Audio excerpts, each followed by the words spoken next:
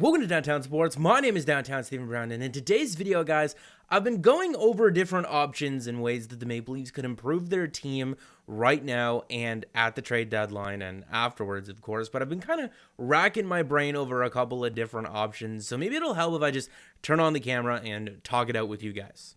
The video that I did on Saturday was me trying to attempt to guess the top six forward that Elliotte Friedman had written down on a piece of paper that he thought that the Maple Leafs were going to be pursuing in a trade. And in the most recent edition of 31 Thoughts, Elliotte Friedman revealed that player to be Mikael Granlund. And even though my guess of Tanner Pearson didn't end up being right, I had a list of players who I think that the Maple Leafs should look at moving into the deadline, and we can add Mikael Granlund's name to that list. And when looking at who the Maple Leafs should or could acquire at the deadline, we can come back to those names and reassess the situation. Even though John Tavares has 15 points in 16 games, he only has one goal this year at even strength, and that's just not the John Tavares that we know. Last game, the Maple Leafs moved Zach Hyman onto that second line with John Tavares and William Nylander in an effort to get those two guys going. If you look at the entirety of this season, the Maple Leafs have really only gotten consistent production at 5-on-5 from their top line. So going back to last season, John Tavares' most common line mates were William Nylander and Alex Kerfoot.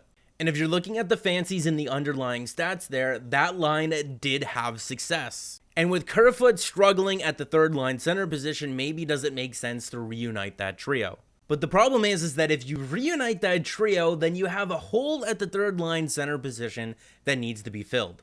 So many of the Maple Leafs' problems would just be solved if Pierre Engvall was not a black hole offensively. If you move Kerfoot to the wing with Tavares and Nylander, and he continues to struggle, or that line continues to struggle, I don't really see a place for Kerfoot on this team. If you're going to upgrade this team, it either comes via a top six forward or a third line center. And if Kerfoot can help that line get going again, then that becomes your upgrade in the top six, and thus you need to go out and get another third line center. I don't think I'm alone when I say this, but I just don't like Kerfoot playing center. I just don't. And if you look at the John Tavares-William Nylander combo, what they're kind of missing is a guy that goes in and gets the puck back on the forecheck.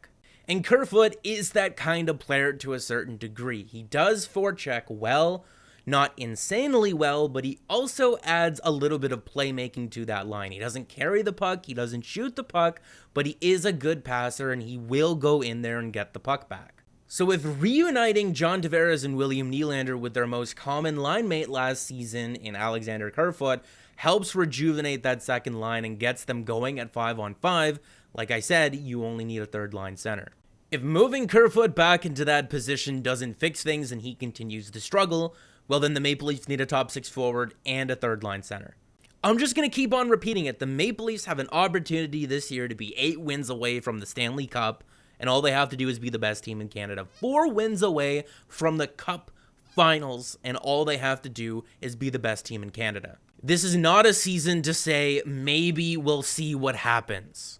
And there's no guarantee that making a move fixes the problem. If you get a guy in, you're not going to know how that guy's going to work in your lineup until you actually see it happen. But I think that we can all agree that being proactive and doing something is better than not doing anything at all when you already know what you have doesn't work. So the Maple Leafs can go out and get one of these guys, and yes, it would be an improvement, but I wouldn't be 100% satisfied with just getting one of them. When we're looking at Mikael Granlund's micro stats, they're very similar to Kerfoot in the sense that they're decent forecheckers and they're also decent playmakers. So I think that this player could work on that line. And so could a guy like Tanner Pearson.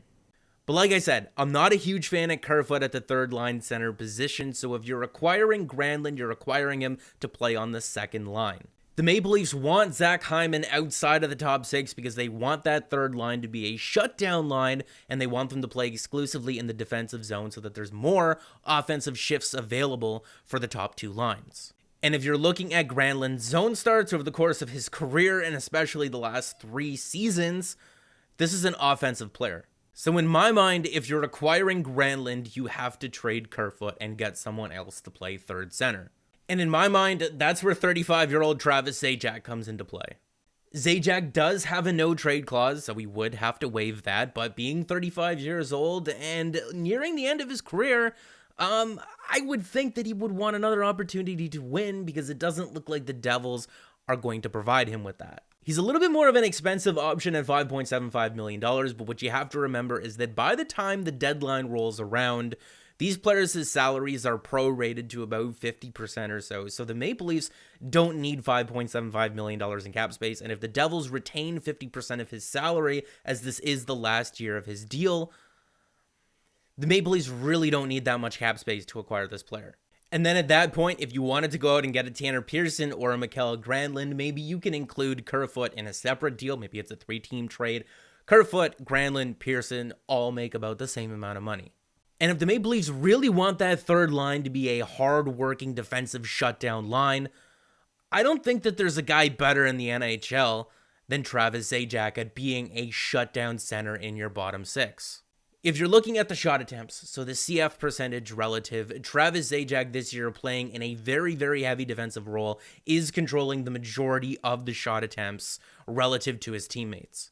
And I know that that's a small sample, but the previous 2 years to that, he was still playing in almost an exclusive defensive role with the team, and he still turned out pretty decent numbers. If you're looking at his micro stats from last season, again, he's a guy who can get in on the forecheck and get you the puck back, but also break it out of your zone, get it out of your zone, and still have a small playmaking aspect to his game. And if he was playing on a line with Ilya Mikheyev and Zach Hyman, I don't really think anyone would be expecting Zajac to be the puck carrier on that line. So if you're Kyle Dubas and the Toronto Maple Leafs, do you make one move? Do you make two? Do you rely on a guy who you currently have in the American Hockey League that has looked really impressive and is very young and a lot of people really, really like him? I'm talking about Nick Robertson. Do you rely on that? Or, like I said, do you make a couple of moves here? Because like I also said in this video, I don't think that doing nothing is an option. At even strength in terms of goals saved above expectation, Frederik Andersen has been a top 10 goalie in the National Hockey League this year. It's when you add in the Maple Leafs' power play and penalty kill that things really get out of whack with his numbers. But I don't know how much I can really place the blame on him for goals that were scored while the team was on a power play and while the team was shorthanded.